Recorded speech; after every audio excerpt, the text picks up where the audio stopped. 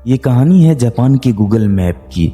हम सब बिना सोचे समझे गूगल मैप पर भरोसा कर लेते हैं। कहीं जाना हो तो बस लोकेशन डालो और जहां मैप कहे वहां मुड़ जाओ, क्योंकि हमें लगता है कि टेक्नोलॉजी गलती नहीं करती। लेकिन कई बार ऐसा होता है कि सिर्फ एक गलती से इंसान को ऐसी जगह पहुंचा देता है जहां से लौटना आसान नहीं होता है।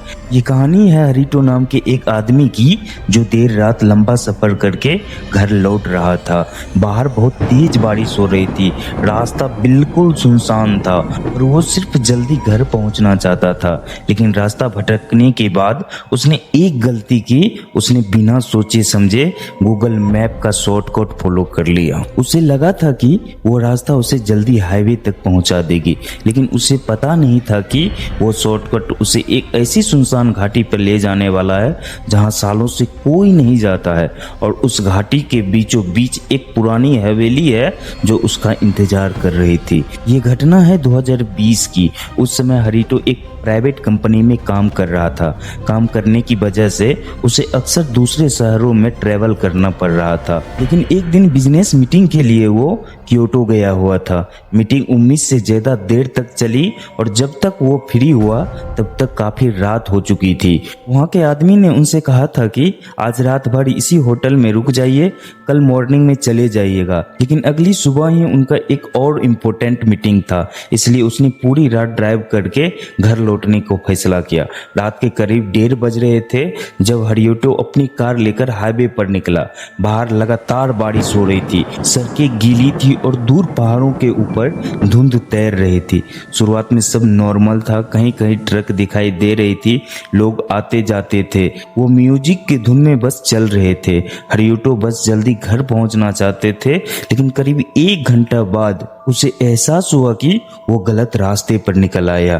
उसने हाईवे का एक इम्पोर्टेंट टर्निंग जो पॉइंट था वो मिस कर दिया। अब वो ऐसे इलाके में पहुंच चुका था जहां आसपास सिर्फ जंगल और पहाड़ दिखाई दे रहे थे। उसने कार साइड में रोकी और तुरंत गूगल मैप ऑन किया। कुछ सेकंड लोडिंग होने के बाद मैप ने उसे नया रूट दिखाया, फास्ट रूट अवेलेबल। उस शॉर्टकट से लगभग 50 मिनट बच रहे थे। हरियोटो पहले ही थक चुका था, उसकी आंखें भरी हुई थी और वो बस जल्दी घर पहुंचना चाहता था। इसलिए उसने ज्यादा सोचा नहीं और उस रास्ते को फॉलो करना शुरू कर दिया। शुरुआत में रोड बिल्कुल नॉर्मल लग रही थी, लेकिन करीब 15 मिनट के बाद आसपास का माहौल बदलने लगा। सड़कें पहले से ज्यादा पतली हो गई, स्ट्रीट लाइट खत्म हो चुकी थी, दोनों तरफ सिर्फ घना जंगल दिखाई दे रहा था। कार का हेडलाइट के अलावा कोई और रोशनी नहीं थी।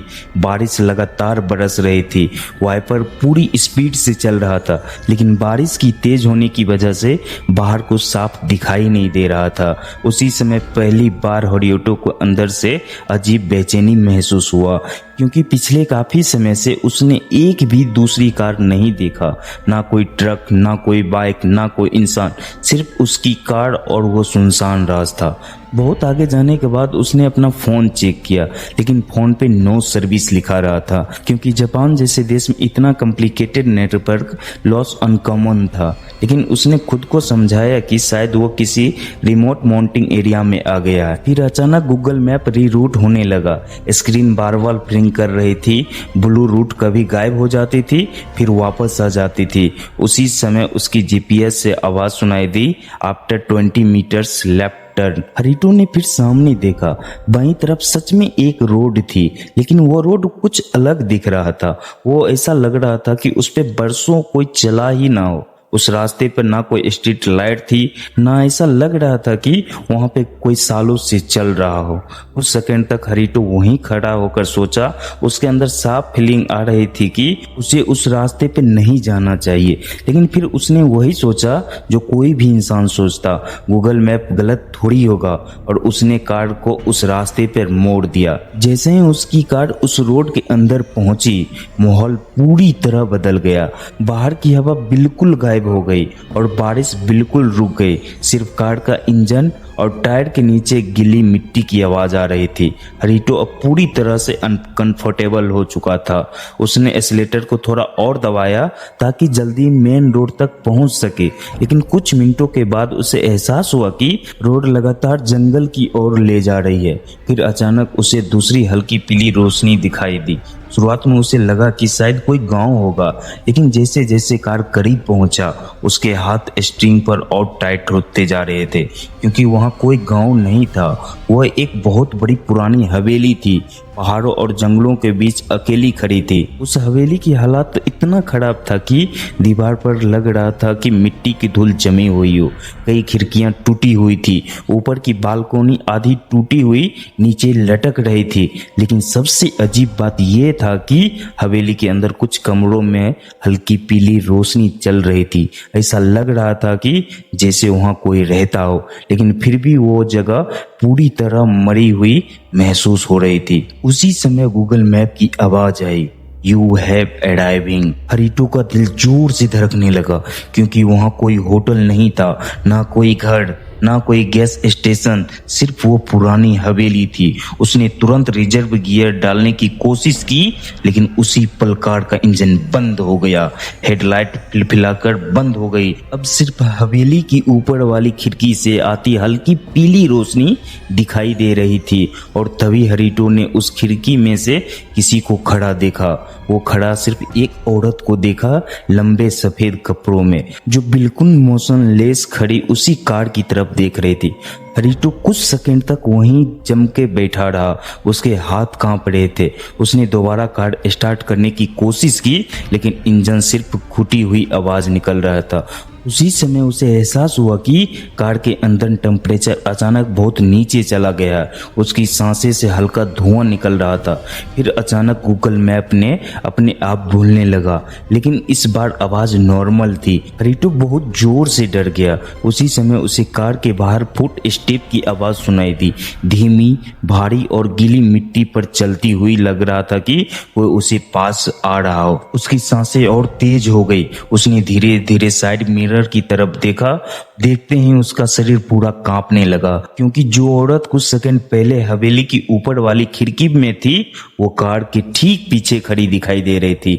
इतनी करीब कि उसका चेहरा ऑलमोस्ट रियर ग्लास से लगा हुआ था। उसके लंबे बाल पूरे चेहरे पे गिरे हुए थे, लेकिन उन बालों के बीच से उसकी आंखें जो दिखाई दी वो पूरी तरह सफेद था। हरिटो का इतनी हालत खराब हो गया था कि उसने तुरंत गाड़ी को स्टार्ट करने लगा। एक बार, दो बार, तीन बार, और तभी अचानक इंजन स्टार्ट हो गया। इंजन स्टार्ट होते ही हेडलाइट वापस ऑन हुई। उसने बिना एक सेकंड वेस्ट किए एक्सीलेटर को पूरी ताकत के साथ दबाया। कार गीली मिट्टी पर फिसलती हुई तेजी से भागी। हरिटो लगातार पीछे मुड़ने से अवॉइड कर रहा था। उसे डर था कि अगर उसने पीछे देखा तो शायद वो चीज अब भी कार के पीछे दौड़ रही होगी। रोड वहाँ का बहुत ज़्यादा ही खराब था। बारिश और मिट्टी के कारण वो बहुत ज़्यादा टायर स्लिप कर रही थी, लेकिन उस समय उसके दिमाग में सिर्फ एक ही बात थी कि यहाँ से निकलना है। करीब 10 मिनट तक लगातार ड्राइव करने के बाद अचानक जंगल खत्म होने लगा। स्ट्रीट लाइट वापस दिखने लगी, फोन में नेटवर्क वापस आने लगा, और कुछ ही देर के बाद उसी कार का मेन हाईवे पर पहुँच चुकी थी। लेकिन असली डर अभी भी खत्म नहीं हुआ, क्योंकि उसी समय उसके फोन पर गूगल मैप का नोटिफिकेशन आया। उससे कांपते हुए हाथों से स्क्रीन को देखा। नोटिफिकेशन में सिर्फ एक लाइन लिखी थी, रूट सेव विजिट अगेन। अगर आप भी रात में लंबा सफर करते हो और गूगल मैप यूज करते हो तो एक बात हमेशा याद रखना, हर शॉर्टकट सेफ नहीं होता। कई बार जल्दी पहुंचने के चक्कर में हम ऐसे सुनसान रास्ते पर पहुंच जाते हैं जहां नेटवर्क नहीं होता, आसपास कोई इंसान नहीं होता, और मदद मिलना तो ऑलमोस्ट इम्पॉसिबल हो जाता है। इसलिए अगर कभी रात को कोई रोड मैप आपको ऐसा लग रहा है कि ये मेरे लिए सही नहीं है, अंदर से ऐसा फीलिंग आ रही है कि कुछ गलत हो रहा है, तो उस रास्ते पर आगे मत बढ़ना, क्योंकि कई बार इंसान का अपना आवाज ही किसी टेक्नोलॉजी से ज्यादा सही होता है। वीडियो अच्छा लगा हो तो वीडियो को जरूर लाइक कर देना, और ऐसे वीडियो देखने के लिए हमारे चैनल को जरूर सब्सक्राइब कर देना। मिलते हैं हम नेक्स्ट वीडियो में ऐसे वीडियो के साथ।